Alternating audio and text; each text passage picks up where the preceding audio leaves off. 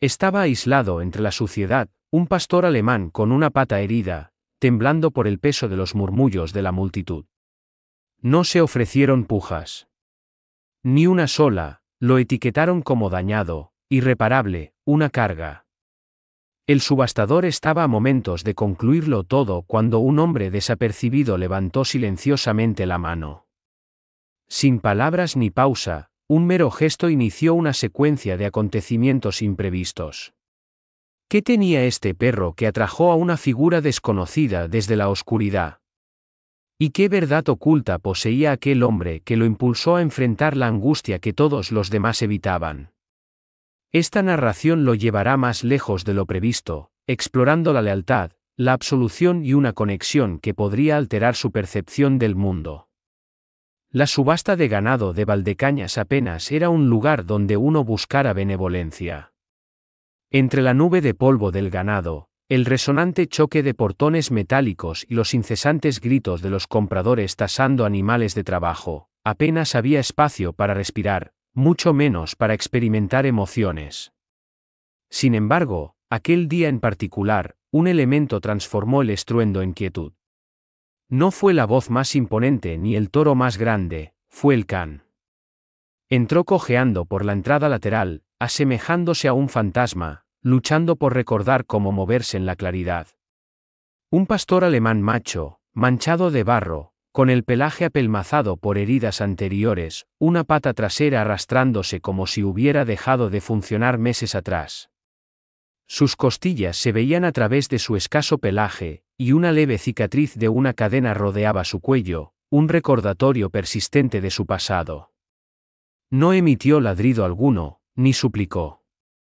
Simplemente permaneció allí, temblando sutilmente, pero manteniendo su postura, como si supiera que su destino pronto se decidiría ante individuos desconocidos indiferentes a su identidad.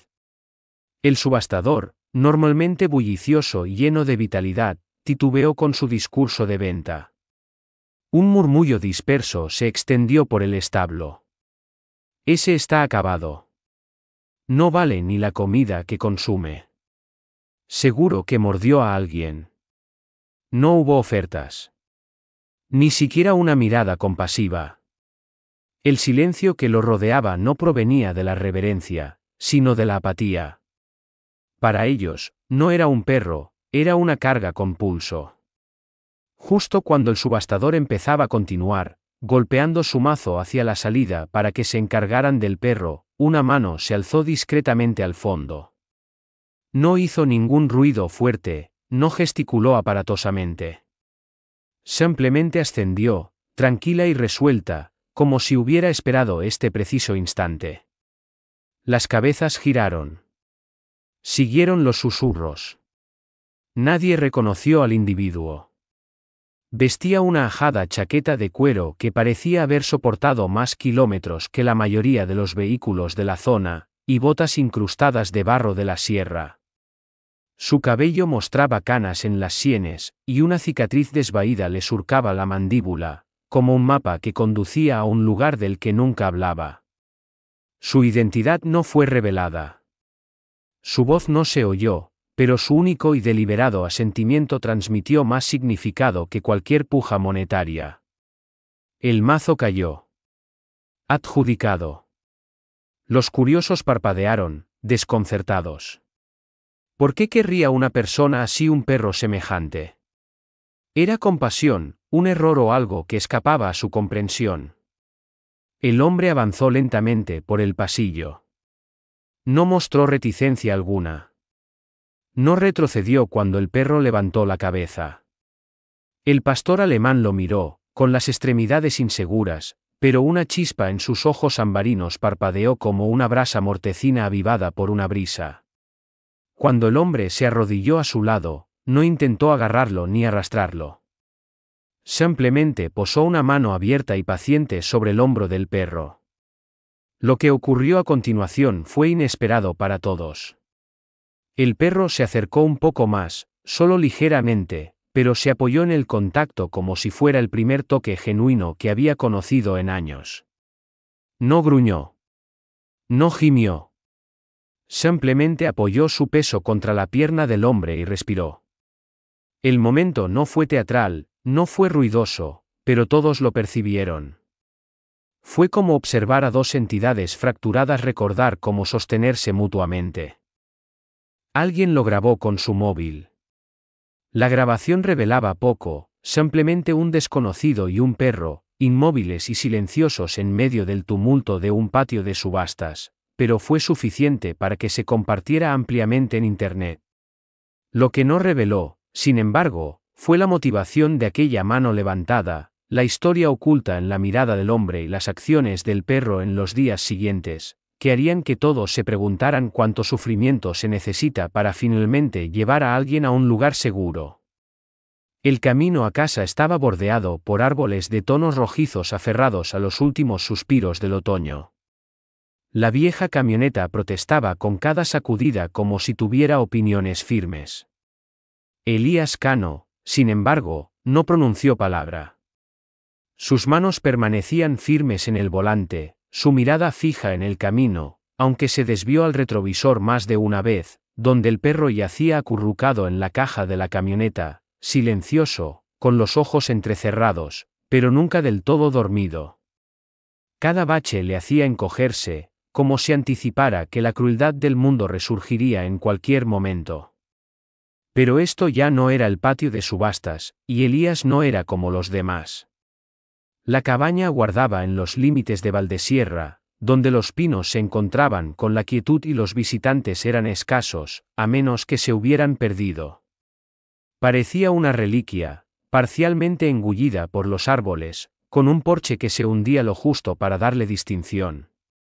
Elías había vivido allí durante años, solo. Sin visitas, sin paquetes, simplemente una vieja estufa, una pila de leña dispuesta con exactitud militar y una cama que había olvidado la sensación de ser compartida. No había traído nada a casa, hasta ese momento. Elías transportó al perro en brazos como si fuera algo sagrado, como temiendo perturbar a un espíritu. El perro no opuso resistencia, solo temblaba ligeramente, con la respiración superficial, como si no estuviera seguro de su derecho a descansar.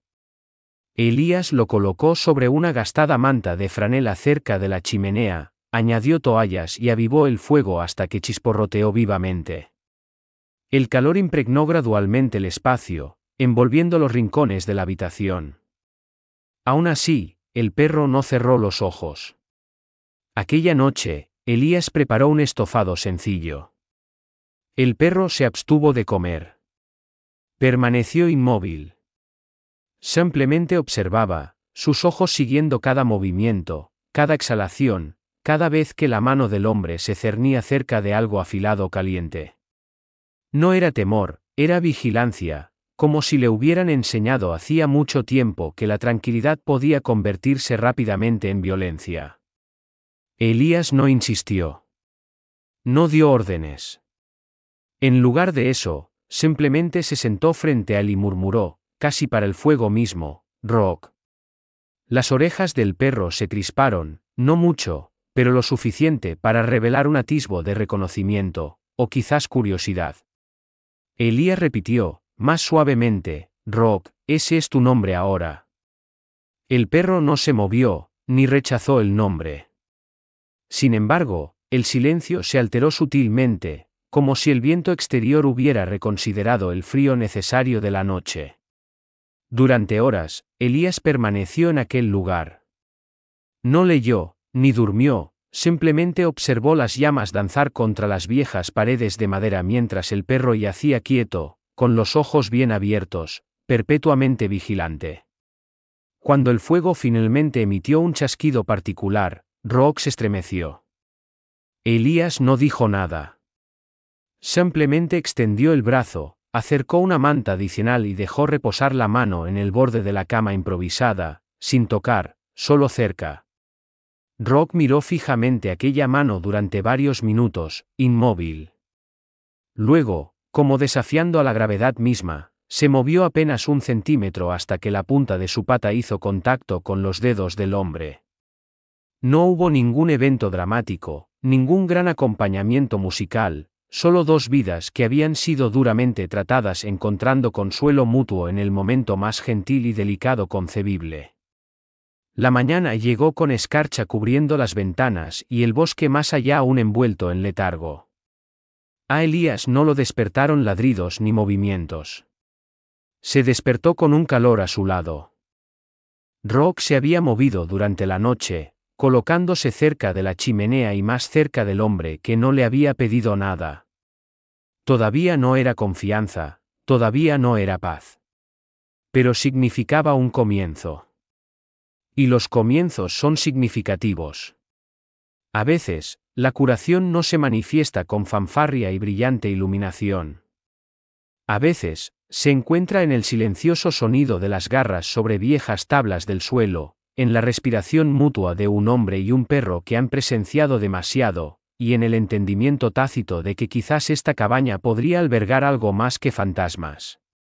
La mañana siguiente a su primera noche bajo el mismo techo comenzó en silencio, como era habitual en la mayoría de las mañanas en la cabaña a las afueras de Valdesierra. Externamente, la escarcha brillaba en las agujas de los pinos como si un polvo de plata se hubiera esparcido por el bosque. Internamente, Elías preparaba un café lo suficientemente fuerte como para despertar a un muerto. Su atención, sin embargo, no estaba en su taza, estaba en el perro. Rook yacía fuertemente acurrucado cerca de la chimenea, con un ojo entreabierto, siempre vigilante, nunca confiando del todo. La recuperación poseía su propio ritmo, y Rook aún no estaba preparado para interactuar. Elías dejó un cuenco de comida blanda, pollo, arroz, algo de caldo de huesos, pero Rook permaneció inmóvil hasta que Elías se unió a él en el suelo de madera.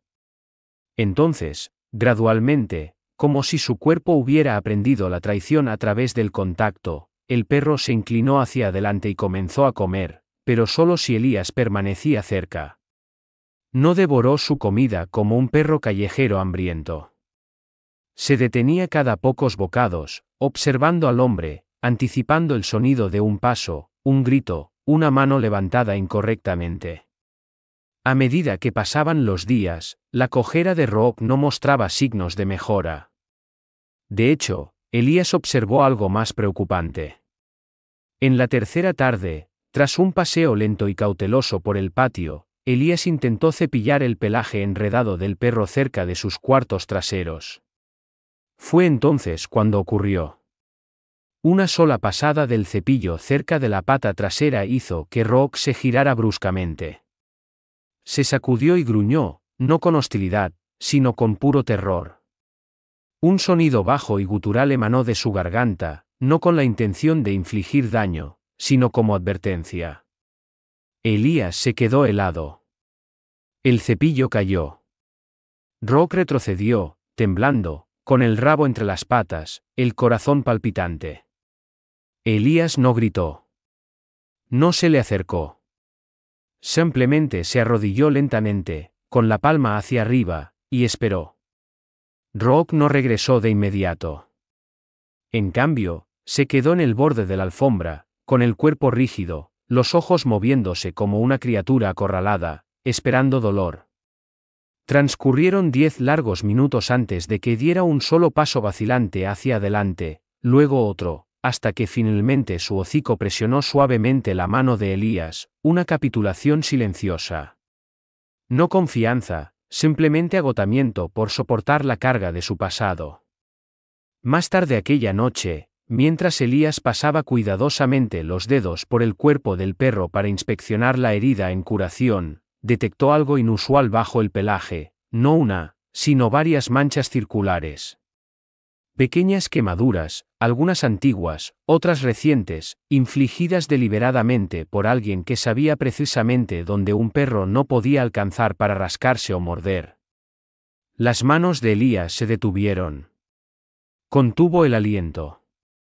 Su expresión permaneció inalterada, pero sus ojos transmitían una narrativa diferente, ira, culpabilidad, algo más profundo. No pronunció palabra. Simplemente cerró los ojos por un segundo como si necesitara serenarse antes de actuar precipitadamente. Mientras el fuego menguaba, Elías sacó un diario desgastado encuadernado en cuero de debajo de su cama. Se sentó a la mesa de la cocina, pluma en ristre, y comenzó a escribir, no para que otros lo leyeran, sino como un hombre que intenta desprenderse de un peso que ya no puede soportar. La tinta fluía rápidamente. Las frases eran inconexas, nombres, lugares, preguntas. Debería haber hablado entonces. ¿Por qué no lo denuncié? Te conocía. Mientras tanto, Rock se agitó en sueños, gimoteando, quejidos bajos, suaves gañidos, como si estuviera atrapado en algún lugar detrás de sus párpados. Elías se acercó a él con suavidad, se arrodilló junto a la chimenea y susurró, «Ya no estás allí». El cuerpo de Rook se crispó una vez y luego se relajó. La pesadilla cedió, pero las preguntas persistieron como el humo. En los días siguientes, surgieron más patrones. Rook se encogía al oír el sonido de una cadena traqueteando. Se lanzaba debajo de la mesa cuando Elías dejaba caer un cuenco de metal. Gruñía no a las personas, sino a los uniformes, incluso la visión de un sombrero con una insignia le erizaba el pelo. No eran comportamientos arbitrarios, eran cicatrices grabadas en su sistema nervioso. Quienquiera que hubiera dañado a Rook no solo le había roto huesos, le había fracturado el lenguaje, la confianza, la memoria. Sin embargo, había algo más, algo que Elías no podía articular. Cada vez que Rook lo miraba con aquellos ojos, no temerosos, no perplejos, sino familiares, lo golpeaba como una ola que nunca rompía. Era como si el perro no estuviera percibiendo un nuevo hogar, sino reconociendo algo conocido anteriormente. Y Elías también lo sentía, esa peculiar sensación de que, en algún lugar, de alguna manera, este no era su primer encuentro. Era un reencuentro. Y de lo que fuera que Rook hubiera estado huyendo, no era únicamente de su pasado, podría haber sido también del de Elías. La quietud que envolvía la cabaña de Elías cada noche no era meramente tranquila, estaba cargada, como si el aire mismo contuviera secretos no revelados. Ese tipo de calma no surge de la ausencia de ruido, sino de una vida que ya ha transmitido demasiado. Y en una de esas noches, poco después de la medianoche, el sonido que la quebró no fue un trueno ni el viento. Fue un golpe, 3 toques lentos y fuertes en la puerta. Elías no reaccionó inicialmente, ni tampoco el perro, que dormitaba junto a la chimenea. Ambos levantaron la cabeza simultáneamente, rígidos, vigilantes, como soldados actuando por instinto. Elías se acercó a la puerta sin hablar. Al otro lado había un hombre con una chaqueta de lona marrón, una placa dorada sujeta a su cinturón, el agente Lorenzo Duarte. No un desconocido, pero tampoco precisamente un compañero. «Noches», dijo Duarte, con voz baja. «Disculpe la hora. Supuse que querría estar informado. Hubo un robo en el viejo rancho Villegas. Pensé que recordaría ese lugar. Usted solía herrar caballos allí, ¿verdad?» Elías se quedó mirando. Rook se interpuso entre ellos sin hacer ruido, con la postura tensa, la cola baja, las orejas hacia atrás. El momento fue breve pero claro, el perro reconoció el nombre, no el de la gente, sino el del rancho. Duarte se tocó el sombrero y se marchó, dejando una tarjeta sin más comentarios. Elías cerró la puerta lentamente, echando tanto el cerrojo como la cadena. Luego permaneció inmóvil durante un tiempo considerable, simplemente respirando. El perro lo miraba, inmóvil, como si anticipara que algo se rompiera. Más tarde esa noche, Elías se aventuró a salir al cobertizo detrás de la cabaña. Rook lo siguió, su cojera menos evidente con el frío. El cobertizo había permanecido cerrado durante años. Exudaba olores a óxido, polvo y un pasado del que nadie deseaba hablar. Elías se dirigió directamente al fondo, levantó una lona y reveló una vieja caja de madera reforzada con esquinas de hierro. Hizo una pausa antes de sacarla. Luego, conteniendo el aliento como si se sumergiera bajo el agua, la abrió. Dentro había vestigios de una vida abandonada, un parche del ejército, doblado y deshilachado, una fotografía de un Elías más joven junto a un pastor alemán parecido a Rook, pero distinto, un collar de cuero raído con los bordes chamuscados. Y al fondo, envuelto en plástico, yacía un fajo de documentos gastados, recibos de trabajos en ranchos olvidados hace mucho tiempo, incluidos varios con el nombre de Villegas, y una firma particular que hizo que la mano de Elías se cerrara en un puño. El perro lo observaba desde el umbral, con los ojos fijos, el cuerpo inmóvil. Era como si conociera el contenido de la caja antes que Elías. Elías no durmió aquella noche. Se sentó en el porche delantero con Rook a su lado, ambos envueltos en el tipo de silencio que desciende cuando el pasado no solo llama, sino que derriba la puerta. Sabía que ya no podía mantenerlo reprimido, ni las pruebas, ni la culpa, y ciertamente no el nombre inscrito al pie de aquel recibo, un nombre que había esperado no volver a encontrar jamás. Sin embargo, allí estaba, devolviéndole la mirada como un espejo implacable. Algo había comenzado el día que levantó la mano en aquella subasta, no un rescate, ni siquiera una redención.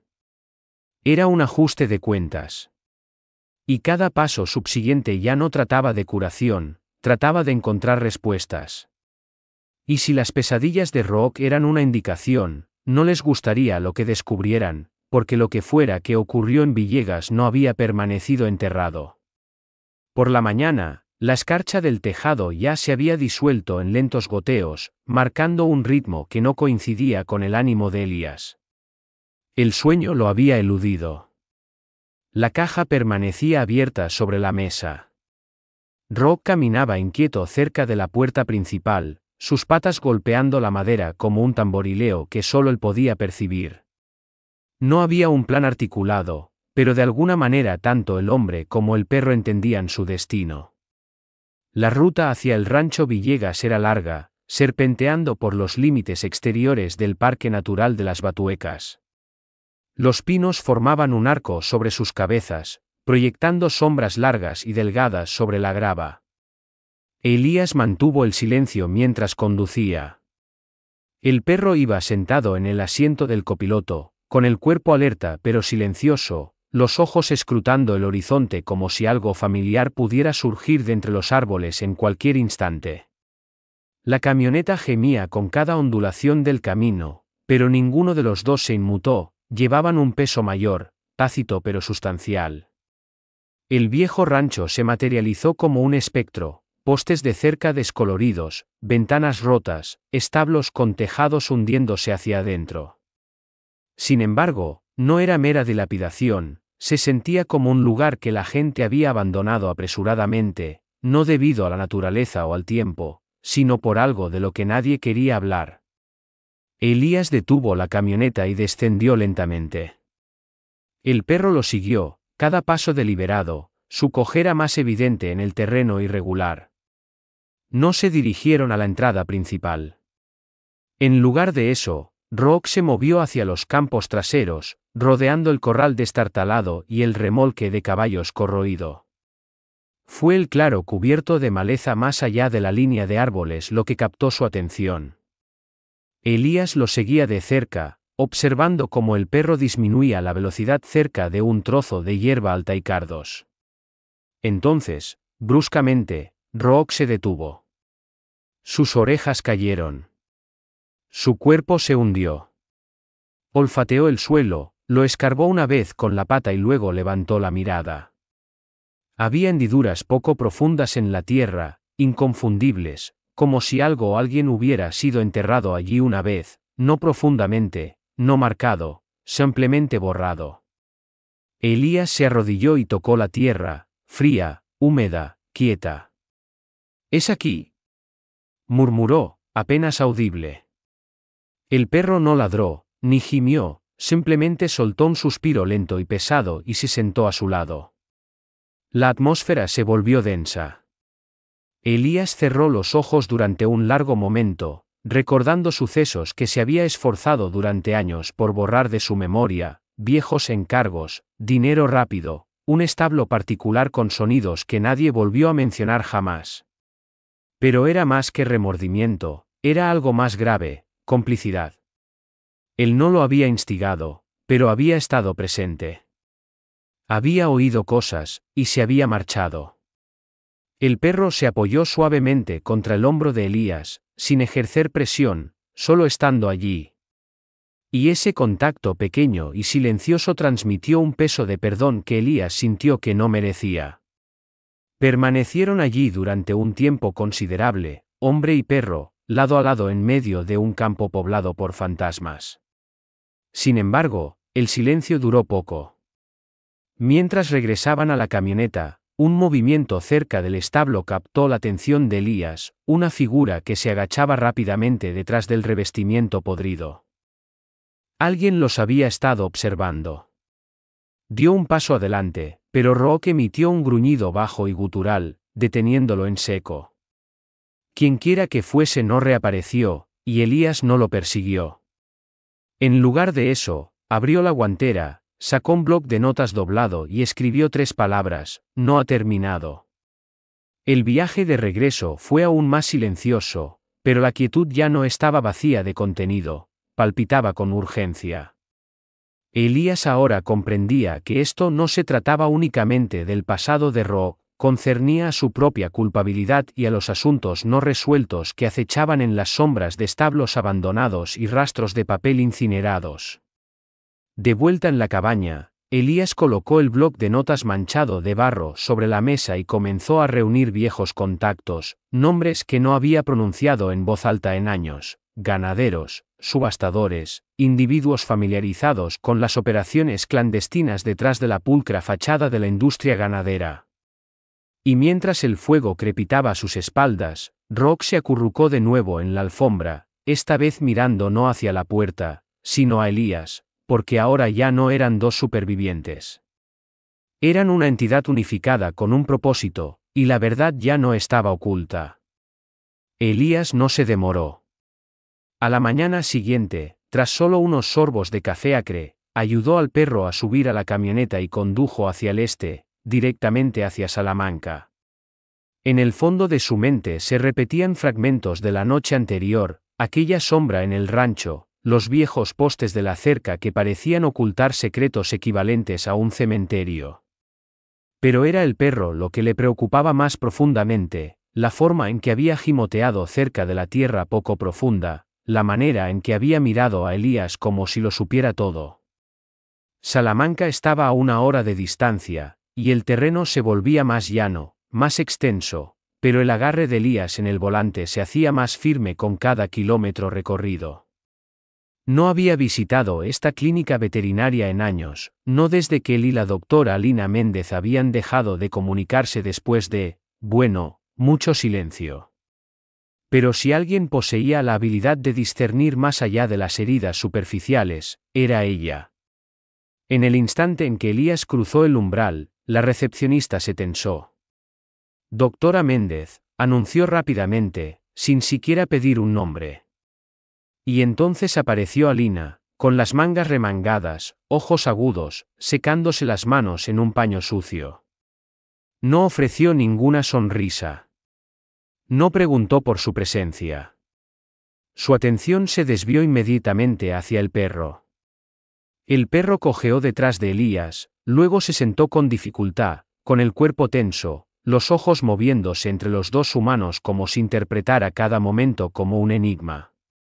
Alina se acercó sin prisa, se agachó sin decir palabra y extendió una mano cerca del cuello del perro. No retrocedió, eso, más que nada, le indicó que algo había cambiado. Elías, dijo finalmente, enderezándose. Vamos a examinarlo. Dentro de la estéril sala de examen, la atmósfera cambió. El perro se mantuvo tranquilo, permitiéndole levantarle la pata y pasarle las manos por la caja torácica. Pero cuando separó suavemente el pelaje a lo largo de su flanco, se quedó helada. Esto no es de una valla, musitó. Son deliberadas. El ritmo cardíaco de Elías disminuyó en su pecho. ¿Qué estás insinuando? Alina no encontró su mirada. Se concentró en el escáner. Tejido cicatricial antiguo, marcas de quemaduras. Se movió hacia su pecho, localizó otra. Este patrón, continuó, es típico de las picanas eléctricas. El silencio que siguió fue pesado. Picanas eléctricas. Elías tragó con dificultad, sus manos apretándose sobre las rodillas. Recordó las historias, los rumores en ranchos remotos sobre cómo someter a perros agresivos, infundir miedo, forzar la obediencia o, peor aún, inducir violencia por diversión. Alina se apartó de la mesa y exhaló. No solo ha sido maltratado. Ha sido condicionado para soportar algo que ninguna criatura viva debería ser forzada a resistir. Entonces mostró una imagen del escáner. Tiene un chip. Eso lo alteró todo. Ambos se inclinaron más. El monitor parpadeó, recuperando registros de un débil rastro digital. Cuando apareció el nombre, Elías contuvo la respiración. Alina hizo una pausa antes de leerlo en voz alta. El perro había estado registrado una vez en unas instalaciones ganaderas, unas que Elías conocía íntimamente. Comarca de la Armuña, cerrada hace 5 años. Conectada a un hombre que rara vez mostraba la cara pero invariablemente lograba sus objetivos. La voz de Alina vaciló al leer la última línea. Propietario registrado, Evaristo Roldán. Elías se recostó, horrorizado. El nombre lo golpeó con la fuerza de un tren de mercancías. Roldán, la figura detrás de las subastas, el hombre para el que Elías había trabajado una vez cuando su vida había tomado un giro oscuro, el hombre cuya empresa Elías se había esforzado por olvidar. Pero el perro no había olvidado. Los ojos de Rock permanecieron fijos. Simplemente giró la cabeza ligeramente, observando a Elías, tan silencioso como siempre, como si quisiera transmitir, ya lo sabías. Alina no habló más.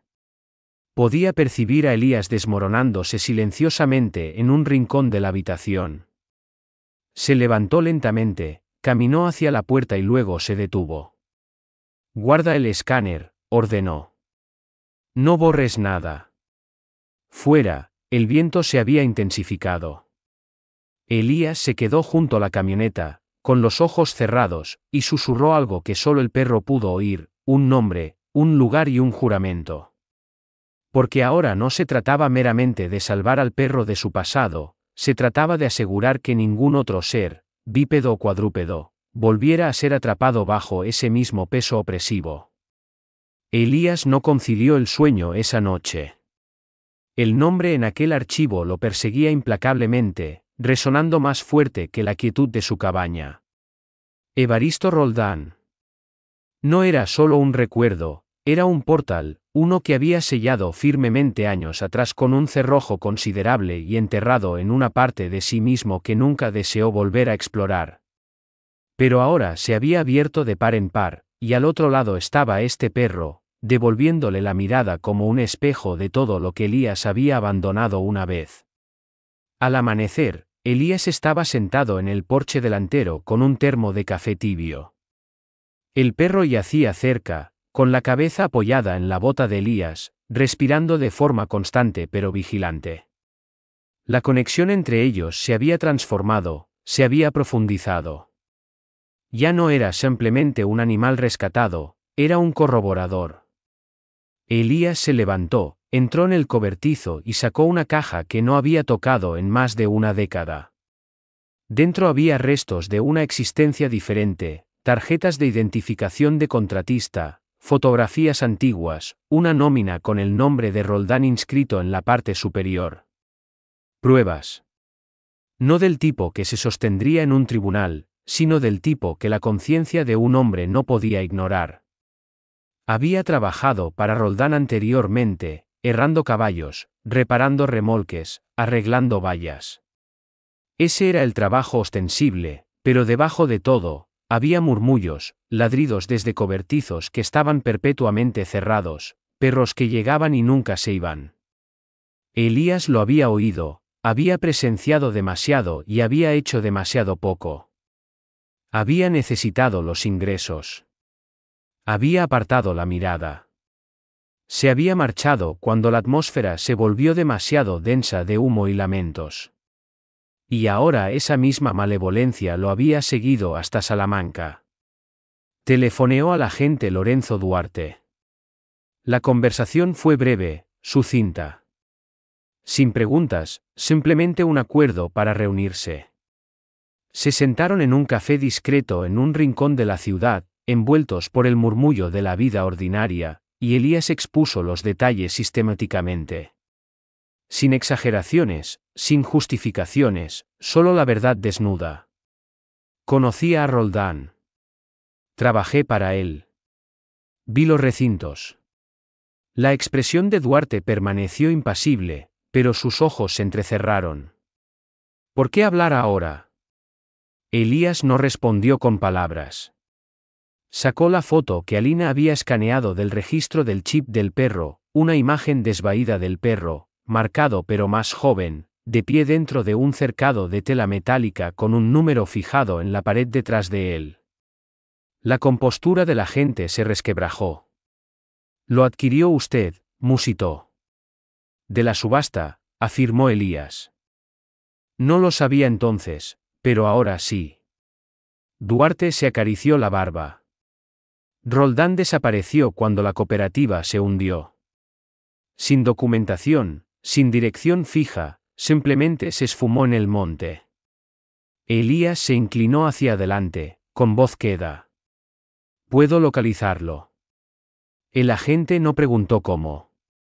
Comprendía a los hombres como Elías, callados, marcados, pero poseedores de una brújula interna que guiaba con más precisión que la mayoría. Si lo hace, advirtió Duarte, no cometa ninguna estupidez. Elías esbozó una sonrisa rara y fugaz. Demasiado tarde para eso. De vuelta en la cabaña, el perro esperaba. Cuando Elías regresó, el perro se levantó sin una orden y caminó hacia la puerta. Comprendió que esto ya no se trataba únicamente de recuperación, se trataba de retribución. Al día siguiente, Elías cargó la camioneta con pocos objetos, solo lo necesario, una cuerda, un botiquín de primeros auxilios, una linterna, un viejo revólver que no había empuñado en años. El perro saltó al asiento del copiloto sin vacilar, como si hubieran emprendido este viaje antes en una existencia previa. No intercambiaron palabras al salir del pueblo, no era necesario. El viento susurrando entre los árboles transmitía cada pensamiento con suficiente claridad. Evaristo Roldán había construido su dominio sobre el silencio y el sufrimiento. Pero ahora, el silencio, acompañado de dientes y un pasado que no podía evadir, se cernía sobre él. El viaje de regreso al rancho Villegas transcurrió en silencio, pero este silencio era profundamente elocuente. El perro iba erguido en el asiento del copiloto, con la mirada fija en la carretera como si conociera su destino exacto. Las manos de Elías apretaban el volante, con las venas prominentes, la mandíbula tensa con esa rabia silenciosa que solo alguien largamente agobiado por la culpa puede comprender. El pasado ya no los seguía, los estaba cercando, preparado para una acción decisiva. Las nubes se acumularon sobre el bosque mientras se acercaban al desvío cerca del límite arbóreo de las Batuecas. El viejo portón aún colgaba torcido, con escamas de óxido esparcidas como hojarasca muerta por el suelo. Elías aparcó el vehículo sin apagar el motor. La atmósfera era densa, cargada, como si el bosque mismo contuviera la respiración. El perro desembarcó primero, cojeando pero resuelto, con el hocico pegado al suelo, las orejas alerta. No se comunicaron con palabras, simplemente rehicieron el mismo camino hacia el claro, a través de vallas rotas, más allá de los restos calcinados de un establo donde ningún animal había residido durante años. Y allí estaba una vez más, aquel lugar donde el perro había aullado, pero esta vez no lloró. Escarbó. Elías se arrodilló y lo ayudó. Pasaron 10 minutos, luego 20. La tierra cedió ante algo firme, una pequeña caja de metal, corroída en las bisagras, envuelta en capas de tela podrida. Elías hizo una pausa por un momento, con el corazón latiendo como un tambor premonitorio en su pecho, y luego la abrió. Dentro había fotografías, imágenes de perros, docenas de ellos, heridos, confinados, algunos apenas identificables. También había documentos, registros de pagos, recibos de subastas, un bloc de notas con fechas y códigos inscritos, y en el fondo del todo, una lista de nombres. Elías la revisó hasta que localizó el suyo, junto a una entrada que decía, errado/diagonal transporte, sin preguntas. Se le cortó la respiración, pero la pata del perro rascó de nuevo el borde de la caja. Elías bajó la mirada. Otra fotografía se había deslizado bajo el montón, una que no se había desvanecido como las demás. Mostraba al perro, más joven, más delgado, con una cadena sujeta alrededor de su pecho, con la chapa de perrera número 1479. Elías lo miró. El perro le devolvió la mirada. No había culpa, solo reconocimiento y algo más profundo, como si hubiera esperado este momento toda su vida, que alguien no solo observara lo que le habían hecho, sino que actuara. Elías se levantó, con las manos temblorosas, y metió la caja en una bolsa de lona. Se marcharon del rancho sin decir palabra, pero el fuego que se encendía en el pecho de Elías ahora poseía una forma definida, un propósito. De vuelta en Salamanca, Elías entró directamente en la comisaría, con el perro a su lado. Duarte lo recibió en la entrada. Una sola mirada al rostro de Elías le informó, lo que fuera que habían estado anticipando se había materializado. Elías colocó la bolsa sobre el escritorio. Esto contiene todo, declaró. Al atardecer, la búsqueda de Roldán se reactivó. Su nombre se extendió por las agencias de seguridad como un incendio. Se obtuvieron las órdenes judiciales. Se reabrieron viejos expedientes. Lo que había estado oculto en la oscuridad ahora yacía en el centro del pueblo, bajo un foco que nadie podía evadir. A la mañana siguiente, mientras ligeros copos de nieve empolvaban las aceras del centro de Salamanca, Elías y el perro salieron de la comisaría. La gente se detenía. Algunos lo reconocieron por las imágenes de la subasta que habían ganado amplia atención semanas antes. Unos pocos incluso se acercaron, pero nadie habló de inmediato. Simplemente observaron al hombre y al perro atravesar el pueblo como si ahora pertenecieran allí. Elías miró al perro. ¿Listo para ir a casa? Un ligero y único movimiento de cola. Giraron, no hacia la cabaña, sino en dirección a un nuevo lugar que Elías había estado construyendo en secreto, una pequeña parcela de tierra a las afueras de Béjar, donde ninguna cadena volvería a rodear un cuello, donde los perros se recuperarían, correrían y encontrarían reposo. Rock sería su residente inaugural, ya no solo un superviviente, sino un protector. Porque, en última instancia, algunas narraciones no tratan meramente de resistencia, tratan de volver a casa, de un alma dañada que elige levantar a otra hasta que ninguna pueda recordar quién rescató a quién. Y en cuanto a Roldán, esa es otra persecución. Pero ahora está siendo cazado, tal como él una vez cazó a otros. Elías y el perro nunca miraron hacia atrás. No tenían necesidad de hacerlo. Ya habían transformado el sufrimiento en determinación. Y en algún lugar del viento que los seguía, el pasado finalmente soltó su agarre.